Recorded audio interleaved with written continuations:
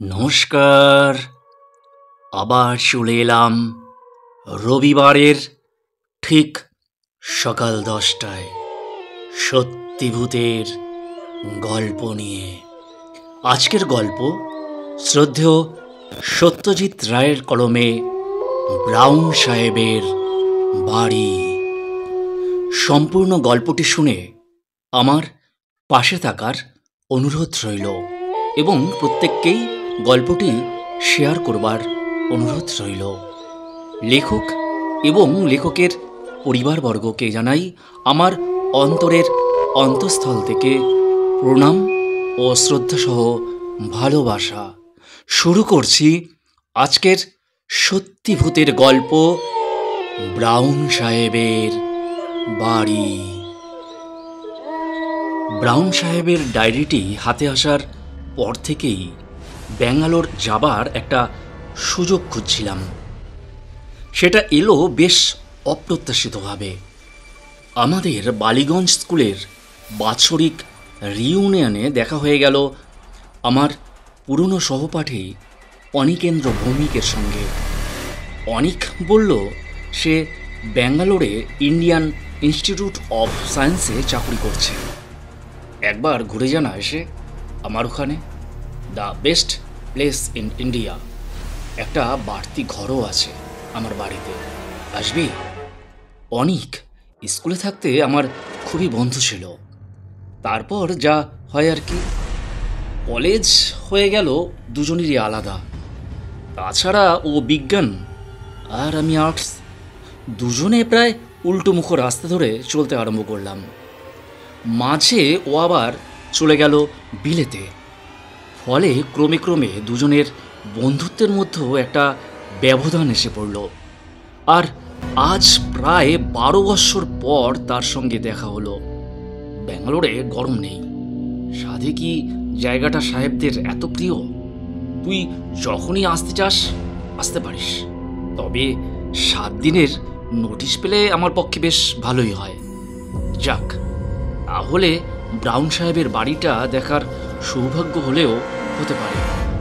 কিন্তু তার আগে সাহেবের ডায়েরিটার কথা ওকে বলা দরকার। আমি হলাম যাকে বলে পুরনো বইয়ের পোকা।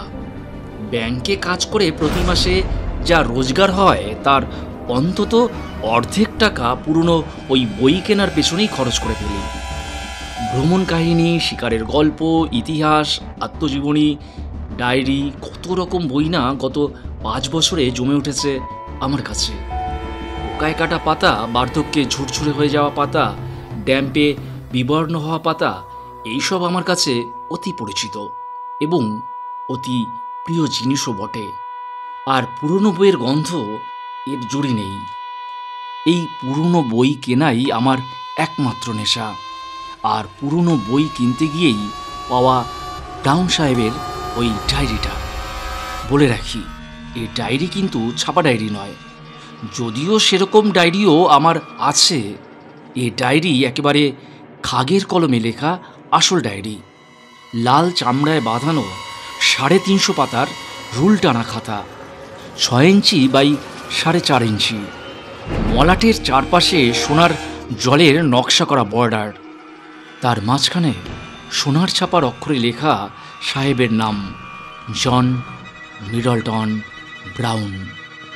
মলাট খুললে প্রথম পাতায় সাহেবের নিজের হাতে নাম সই করা আছে।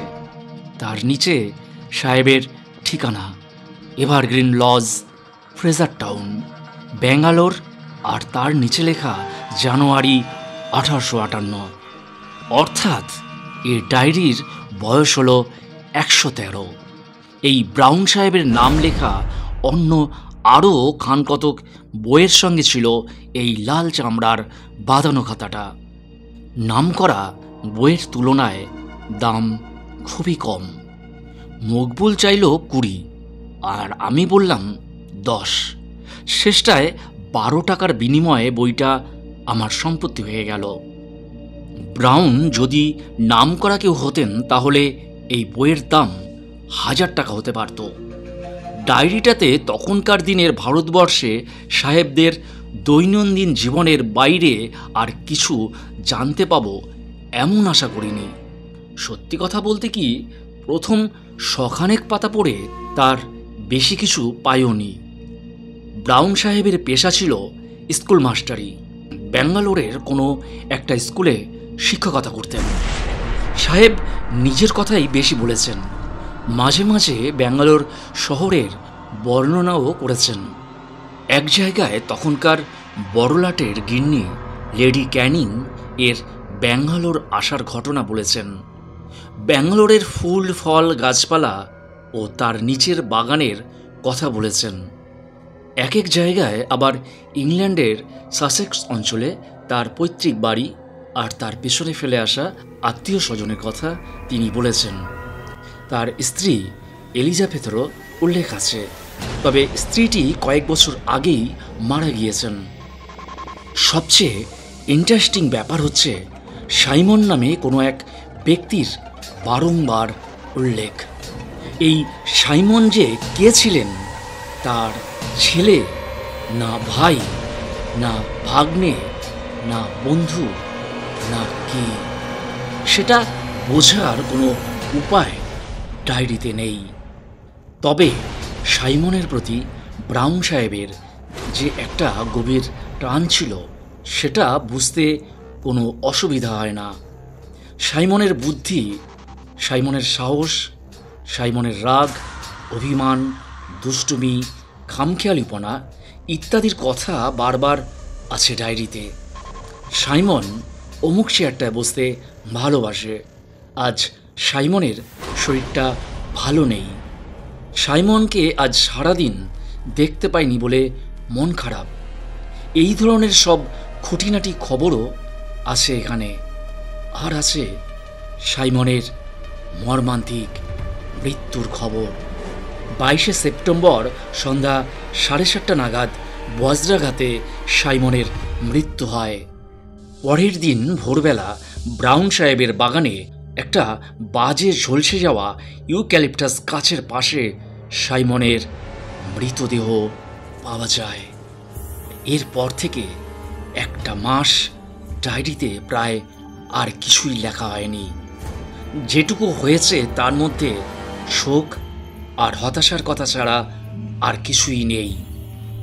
ব্রাউন সাহেব দেশে ফিরে যাবার কথা ভাবছেন, কিন্তু সাইমনের আত্মা থেকে দূরে সরে যেতে তার মন চায়নি।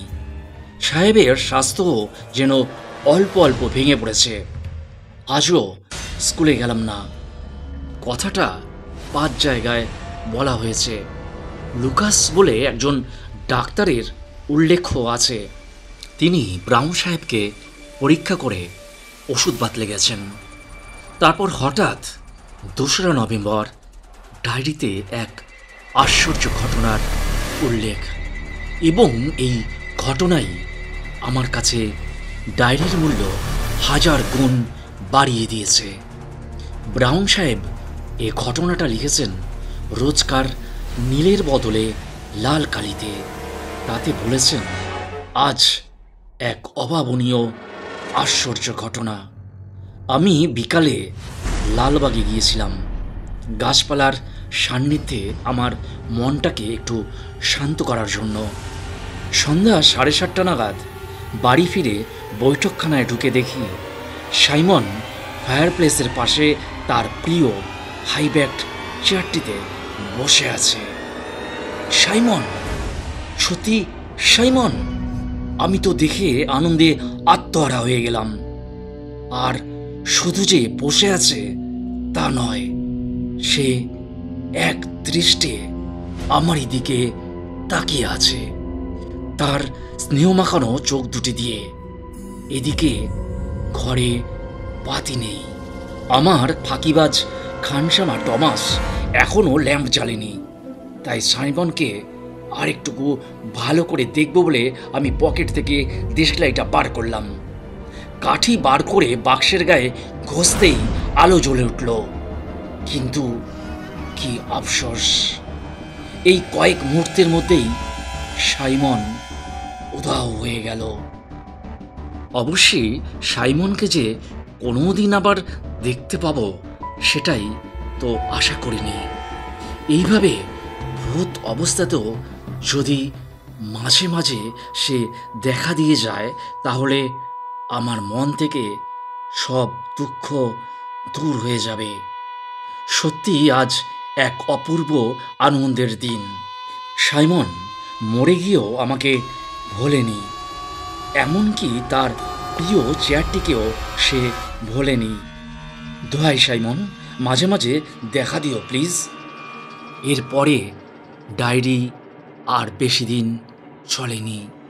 যেটুকু আছে তার মধ্যে কোনো দুঃখের ছাপ নেই, কারণ সাইমনের সঙ্গে ব্রাউন সাহেবের প্রতিদিনই একবার করে দেখা হয়েছে।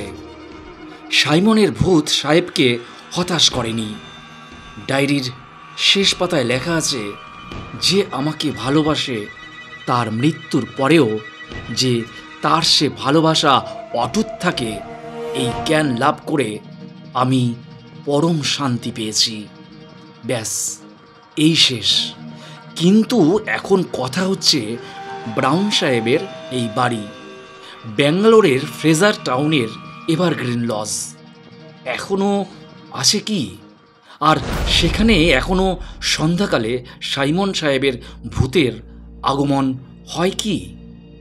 আর সে ভূত কি অচেনা লোককে দেখা দেয়? আমি যদি সে বাড়িতে গিয়ে একটা সন্ধ্যা কাটাই, তাহলে সাইমনের ভূতকে দেখতে পাবো কি? ব্যাঙ্গালোরে এসে প্রথম দিন অনিককে এসব কিছুই বলিনি। সে আমাকে তার অ্যাম্বাসাডার গাড়িতে করে সমস্ত ব্যাঙ্গালোর শহর ঘুরিয়ে দেখিয়েছে, এমনকি ফ্রেজার টাউনও। ব্যাঙ্গালোর সত্যি সুন্দর জায়গা, তাই শহরটা সম্বন্ধে উচ্ছ্বাস প্রকাশ করতে আমার কোনো মিথ্যার আশ্রয় নিতে হয়নি।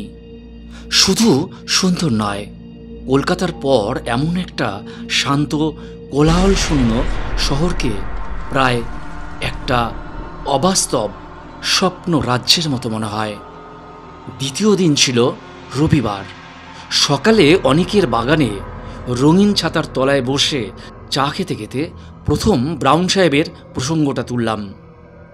ও শুনে টুনে হাত থেকে চায়ের পেয়ালা নামিয়ে বেতের টেবিলের উপর রেখে বলল, দেখ রঞ্জন, যে বাড়ির কথা বলেছিস সে বাড়ি হয়তো থাকলেও থাকতে পারে 100 বছর, আর এমন কি বেশি।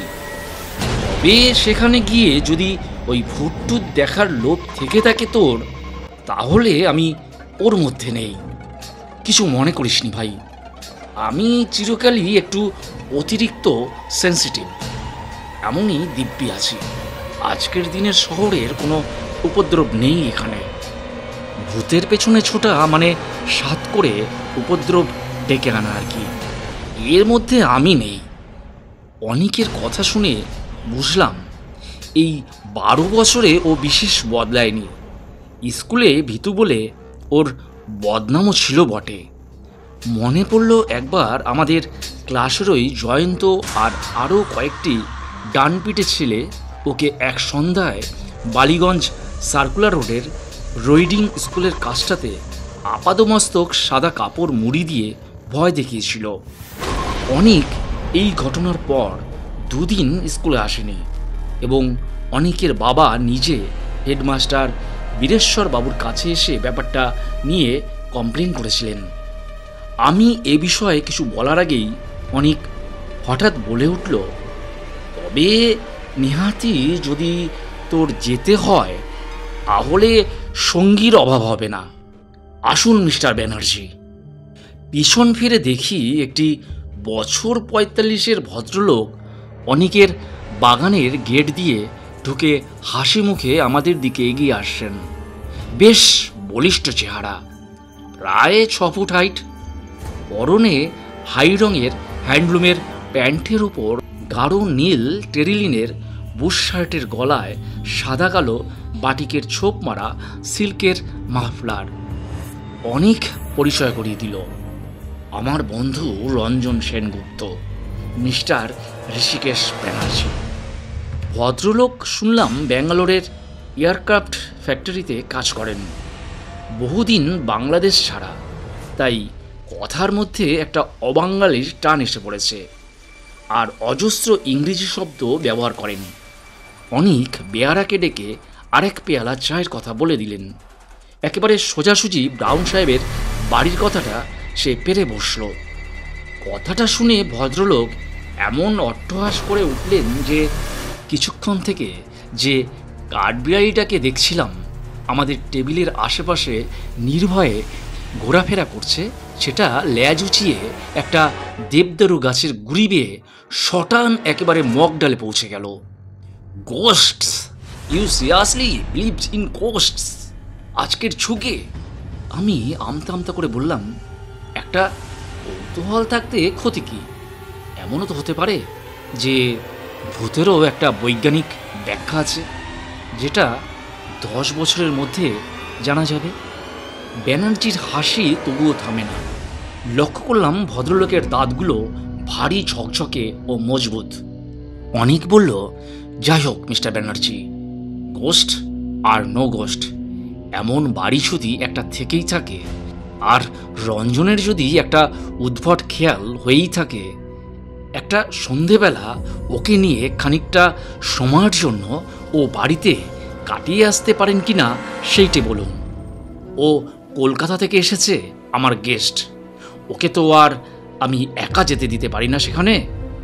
আর সত্যি বলতে কি, আমি নিজে মানুষটা একটু অতিরিক্ত, ওই যাকে বলে সাবধানী। আমি যদি নিয়ে যাই তাহলে বোধহয় ওর সুবিধের চেয়ে অসুবিধে হবে বেশি। মিস্টার ব্যানার্জি তার শার্টের থেকে একটা পাকা পাইপ বার করে তার মধ্যে তামাক গুছতে গুছতে বললেন, আমার আপত্তি নেই, তবে আমি যেতে পারি কেবল একটা কন্ডিশনে। আমি সঙ্গে শুধু একজনকে নেব না, আপনাদের দুজনকেই নেব। কথাটা শেষ করে ব্যানার্জি আবার হাসলেন, আর তার ফলে এবার আশেপাশের গাছ থেকে 4-5 রকম পাখির চিৎকার ও ডানা ঝাপটানির আওয়াজ শোনা গেল। অনেকের মুখ কিঞ্চিত ফ্যাকাশে দেখালেও সে আপত্তি করতে পারল না। কি নাম বললেন বাড়িটার? ব্যানার্জি জিজ্ঞেস করলেন। এভারগ্রিন লজ, রেজার টাউনে। তাই তো বলেছে ডায়েরিতে। রেজার টাউনে সাহেবদের কিছু পুরনো বাড়ি আছে বটে, কটেজ টাইপের। এনিওয়ে, যেতেই যদি হয় তো দেরি করে লাভ কি? হোয়াট অ্যাবাউট আজ বিকেল, এই ধরুন 4টে নাগাদ? ইঞ্জিনিয়ার হলে কি হবে, মেজাজটা একেবারে পুরোদস্তর মিলিটারি এবং সাহেবি। ঘড়ি ধরে 4টের সময় ঋষিকেশ ব্যানার্জি তার মরিস মাইনর গাড়িটি নিয়ে হাজির। গাড়িতে যখন উঠেছি তখন ভদ্রলোক জিজ্ঞেস করলেন, সঙ্গে কি কি নিলেন? অনেক ফিরিস্তি দিল। একটা 5 সেলের টর্চ, 6টা মোমবাতি, ফার্স্ট এড বক্স, একটা বড় ফ্ল্যাক্স ভর্তি গরম কফি, 1 বাক্স হ্যাম স্যান্ডউইচ, 1 প্যাকেট তাস, মাটিতে পাতবার চাদর, আর ওই মশা তাড়ানোর জন্য 1 টিউব ওডোমস। আর অস্ত্রশস্ত্র? ব্যানার্জি জিজ্ঞেস করলেন। ভূতকে কি অস্ত্র দিয়ে কিছু করা যায়? কিরে রঞ্জন, তোর সাইমনের ভূত কি সলিড নাকি? যাই হোক, মিস্টার ব্যানার্জি গাড়ির দরজা বন্ধ করে বললেন, আমার কাছে একটি ছোটোখাটো আগ্নেয়াস্ত্র আছে, সুতরাং সলিড আর লিকুইড নিয়ে চিন্তা করার কোনো প্রয়োজন নেই। গাড়ি ছাড়ার পর ব্যানার্জি বললেন, এভারগ্রিন লজের ব্যাপারটা একেবারে কাল্পনিক নয়।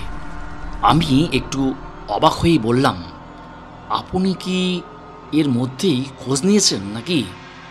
ব্যানার্জি রীতিমতো কসরতের সঙ্গে 2টো সাইকেল চালককে পরপর পাশ কাটিয়ে বললেন, I am a very mathematical man, mister Sengupta. যেখানে যাচ্ছি সে জায়গাটা অ্যাটল আছে কি না সেটার সম্বন্ধে আগে থেকেই খোঁজ নিয়ে রাখা উচিত নয় কি? ওদিকটায় শ্রীনিবাস দেশমুখ থাকে, আমরা একসঙ্গে গল্ফ খেলি, অনেক দিনের আলাপ। সকালে এখান থেকে ওর বাড়িতেই গেছিলাম। বলল এভারগ্রিন লজ বলে একটা 1তলা কটেজ নাকি প্রায় 50 বছর থেকে খালি পড়ে আছে। বাড়ির বাইরের বাগানে বছর 10 আগে পর্যন্ত লোকে পিকনিক করতে যেত, এখন আর কেউ সেখানে যায় না। খুব নিরিবিলি জায়গায় বাড়িটা। আগেও নাকি একটা না বেশি দিন কেউ ও বাড়িতে থাকেনি। তবে হন্টেড হাউস বলে কেউ কোনোদিন অপবাদ দেয়নি বাড়িটার। বাড়ির ফার্নিচার সব বহুদিন আগেই নিলাম হয়ে গেছে। তার কিছু নাকি কর্নেল মার্সারের বাড়িতে আছে, রিটায়ার্ড আর্মি অফিসার। তিনিও ফ্রেজার টাউনেই থাকতেন। বুঝেছেন মিস্টার সেনগুপ্ত, মনে হচ্ছে আমাদেরও এই পিকনিক জাতীয়ই একটা কিছু করে ফেরত আসতে হবে। অনিকেন্দ্র তাসটা এনে ভালোই করেছে।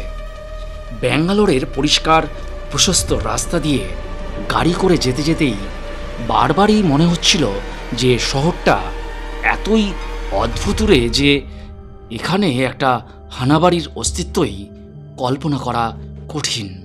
কিন্তু তারপরেই আবার মনে পড়ে যাচ্ছিল ব্রাউন সাহেবের ডায়েরির কথা। লোকে নেহাত পাগল না হলে ডায়েরিতে আজগুবি কথা বানিয়ে লিখবেই বা কেন? সাইমনের ভূত ব্রাউন নিজেই দেখেছেন, একবার নয় অনেকবার। সে ভূত কি আমাদের জন্য একবারও কি দেখা দেবে না? বিলেতে আমি যাইনি, কিন্তু বিলেতের কটেজের ছবি বইয়ের পাতায় ঢের দেখেছি। এভারগ্রিন লজের সামনে দাঁড়িয়ে মনে হলো সত্যিই যেন ইংল্যান্ডের কোনো গ্রামাঞ্চলের একটা পুরনো পরিত্যক্ত বাড়ির সামনে এসে পড়েছি। কটেজের সামনেই ছিল বাগান। সেখানে ফুলের কেয়ারির বদলে এখন শুধু ঘাস আর আগাছা। একটা ছোট্ট কাঠের গেট, যাকে ইংরেজিতে বলে উইকেট, দিয়ে বাগানে ঢুকতে হলো। সেই গেটের গায়ে একটা ফলকে খোদাই করে এখনও লেখা রয়েছে বাড়ির নামটা।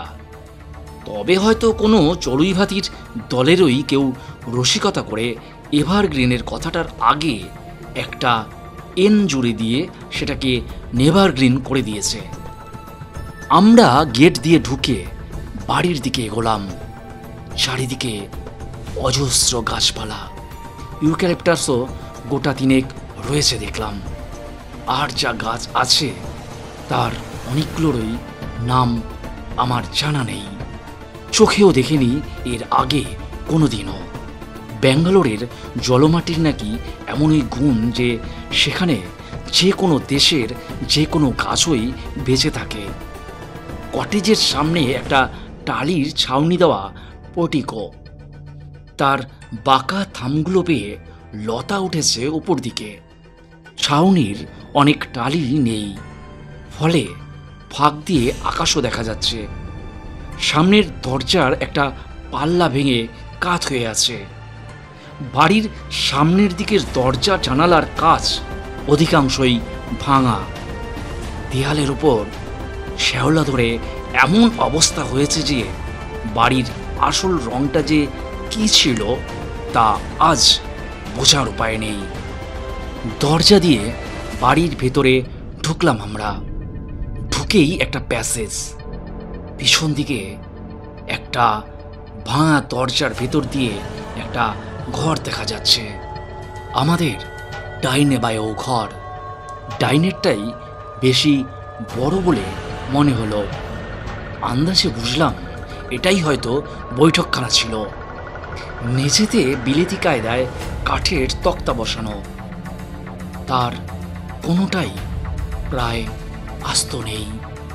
সাবধানে পা ফেলতে হয় এবং প্রতি পদক্ষেপে খুটখাট খচখচ শব্দ থাকে। আমরা ঘরটাতে ঢুকলাম। বেশ বড় ঘর। ফার্নিচার না থাকতে আরও খা খা করছে। পশ্চিম আর উত্তর দিকে জানালার সারি। একদিকের জানালা দিয়ে গেট সমেত বাগান, আর অন্য দিক দিয়ে গাছের সারি দেখা যাচ্ছে। এরই একটাতে কি বাজ পড়েছিল? সাইমন দাঁড়িয়েছিল সেই গাছের নিচে তৎক্ষণাৎ তার মৃত্যু হয়েছিল বুঝি।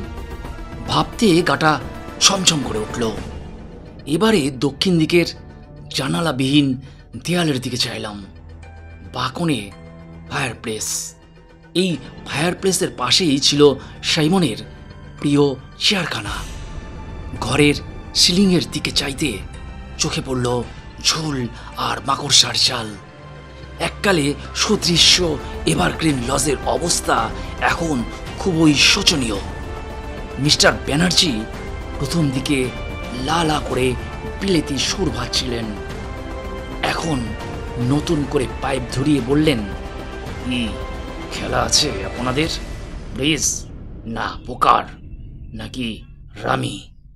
অনেক হাতের জিনিসপত্র মেঝেতে সাজিয়ে চাদরটা বিছিয়ে মাটিতে বসতে যাচ্ছিল। এমন সময় একটা শব্দ কানে এলো। অন্য কোনো ঘরে কেউ জুতো পায়ে হাঁটছে। অনেকের দিকে চেয়ে দেখলাম সে ফ্যাকাশে হয়ে গেছে।